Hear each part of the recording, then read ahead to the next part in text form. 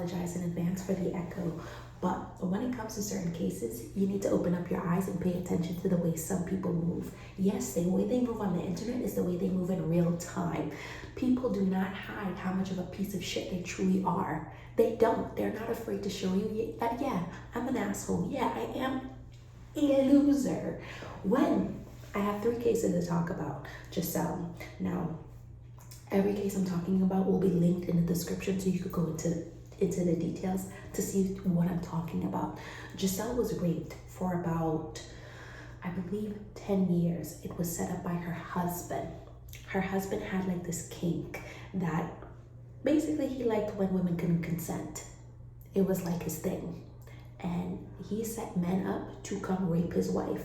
He would drug her to the point where she was not conscious. When he got caught, police took a look at the videos because he had them on his phone and took a look at the videos. And from the look of it, they saw that this woman was not conscious. The videos have not been shown to the public, but people have reviewed the videos over and over and over again, and they could see that this woman was not coherent, was not there. And you know what DMs I got? Because I posted it on my Instagram, and loser men were like, oh, she's just a freaky ass grandma. She's just pissed off she got caught. People were just shaming her and being like, nah, this doesn't make sense. Like, how could you not be aware? Do you know what time and age we are in? People could drug you and spike your drink. She said that she thought that she was going through Alzheimer's, like she was not remembering anything. Videos upon videos of her being raped by different men. And no one looked at it like empathy. Like, what do you mean no one? Some of the men, because I like to like blow my brains out and read comments. And you shouldn't see freaky ass grandma. Well, it's her kink. Like, how are you not awake? Like, be for real. The man literally, her ex-husband, because it was her husband setting her up to be raped, literally had a list that you had to go by. Your tattoos can't be visible. You can't have any cologne. If you see her waking up, you have to get off. Another case, Cassie and P. Diddy. I get that Cassie was an adult. I get that she was 19 and she met Diddy when he was like 40 something, 30 something, whatever. The fact is, twist it and turn it, she was in a very abusive relationship. When a man is wrapped up in a towel and is coming to drag your ass, throwing a vase at your head, it was publicly well known that he would beat her up. I remember seeing a video of Young Jock saying like, yeah, she had a fear for him. I remember one time there was this girl walking down and her head was shaved, and P. Diddy looked at her and said, you're gonna have to have that haircut. And she's like, I don't want to have my hair cut. And he just looked at her, and the next day her hair was cut. Do you know how insane that is? That I love you and I care about you, but when I tell you jump your ass, better say how high. She was in a very abusive relationship.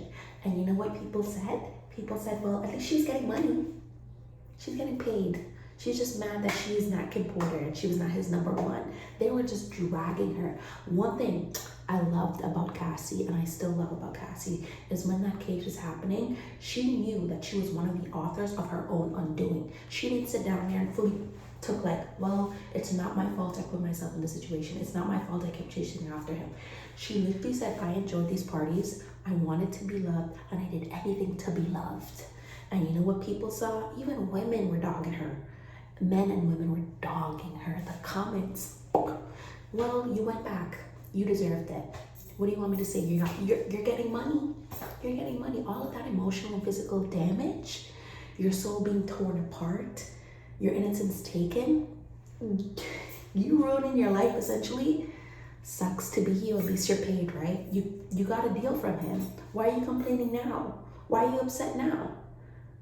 I don't want to hear it. Cry about it in a corner. Like the comments, insane. Women and men. The Gisèle case, I saw more men. The P. Diddy one, women and men tag teaming. Celeste, the 14-year-old girl found in David's car. I saw a man have the audacity, and I'm smiling because men are weird sometimes. Do not be hypersensitive in my comments and say not all men. Obviously not all men. There are some men out there that are fantastic, that are great, that are working on themselves, but then they're evil, insane, low life, dirty men. This man put his phone up, pressed record, and said, I think he recorded himself with some music at the back. And in the caption, it said, I get that Celeste is a victim, but to claim she's innocent is wild. She died at 14. She died at 14. Does anybody know any teenagers? That girl died on her, she didn't even live to see 15. She probably died alone with no one surrounding her that actually loved her. We still don't know how she died. Twist it, turn it, regardless if David is the one that killed her or not, she had a very inappropriate relationship with a man who was 6 years older than her. 5 to 6. Regardless, the people around her, in my opinion, failed her. She was known for running away multiple times. She took photos. Again, it's very hard with everything coming out, and you can physically see that it's her. That is her. And then men are saying, well, she's not innocent. Breaking news, let's hold hands. When a teenager acts like she's a woman or a grown man, it's not for you to shame, it's for you to educate. Justin, I get that there are some cultures that want their kids to grow all the way up. As soon as you turn 13, you're a full-grown man, full-grown woman. That is not for me. Teenagers, in my opinion, and children are the least protected. If an 8-year-old comes up and starts shaking her ass and trying to grind on me, I'm going to wonder what is going on. A family friend of mine saw his 3-year-old godson go like, kiss me with your tongue. And he was like, let me talk to you real quick. Because that's the most, human decency. Is it a thing anymore? You question why kids are hypersexual. You don't judge them. You don't put them in a box and say, well, if you get raped, well, that's on you because you wanted it.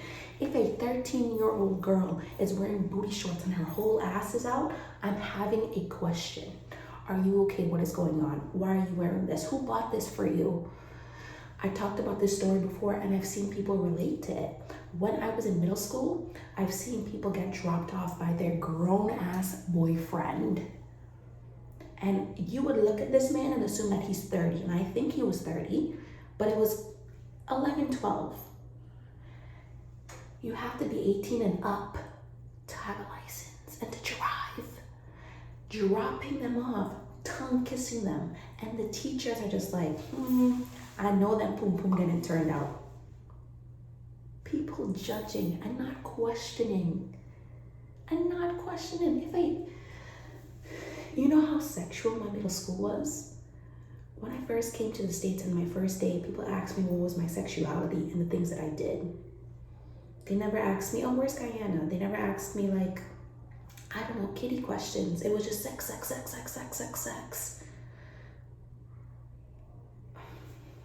I don't know what's going on with this world, but pay attention to how people move. And then they sit here and they wonder, why don't people speak out? Why don't people talk about it? The Epstein case, none of those victims got justice. They're still not getting justice. And it's a sad day and age where people sit there and be like, well, if you wanted it, you kept going back. People know they have a problem. Whether you are a man or woman, and you're in a physical or emotional abusive relationship, I could hold you accountable for your actions, but I could still have empathy for the situation that you put yourself in because you keep going back. If you and me are friends and you are comfortable, I am blessed and fortunate enough to hear that you're in an abusive relationship, because a lot of people hide. And if I'm providing a safe space and you let down your walls and you talk to me about it, and I'm trying to get you help, trying to see if I could afford you move in, if we could get you a shelter, we're working on getting you out of that situation. And then the next day you go back to him, I'm not gonna be like, I'm gonna wonder what's going on. Are you okay? Like basic minor things. It's not minor because it's still traumatic. If you're telling me your partner cheats on you and you keep going back, I'm not gonna be like, oh, in your face for settling with a loser. People like to sit here and judge situations that they swear that they're never going to be in. I don't understand how insane that is. I do not know where the love is. I do not know where the kindness is. I get it. I get that not every person who screams I'm a victim is a victim, but there's cases that show that this person was a victim. Use your critical thinking. This Celeste was a child, twisted, turning a child. If she was 24, that's different, but 14, 13, 12, with 17, 18, 19, 20-year-old David? And you're thinking, well, she kept going. Aaliyah and R. Kelly. She was 15 and he was 27 when they got married. She had a fake ID. And guess what? People still blamed Aaliyah. People knew about Aaliyah and still went to that man's concerts. People knew about Aaliyah and still was jamming out to that man. As much as I know R. Kelly's a really good singer, when I got older and I educated myself on his background, I can't listen to one of my favorite songs with him was with Usher, Same Girl. I can't listen to that song and not think of the fact that this man was a predator. That is just my rant. Thank you for being here, but pay attention because we are living in a very dark time and people are not afraid to hide how much of a piece of shit they are. Use your critical thinking and stop protecting perverts. When a woman or a man speaks up about the things that they have put themselves through, Mike Jeffries, the Abercrombie and Finch thing, another case I'm gonna put in the bottom. His victims said, I don't even know if I was a victim. I went in there willingly and there were like security guards there. To summarize, he would inject men with certain things to make certain things go up and inject them with muscle relaxers. So twisted, turn it, you were doing it against your will. And it was sad to see that they don't even know, like they know for a fact they didn't want it, but they didn't know how to run away. And that broke my heart because a lot of men and a lot of women know what that's like. If you're blessed enough to not know what that's like, God be with you, man. And I hope you never know what that's like. Maybe I'm hypersensitive. I don't know what's wrong with me, but it just pisses me off how people are so quick to victim blame, victim shame, and kick down people. I'll see you for the next time. Bye.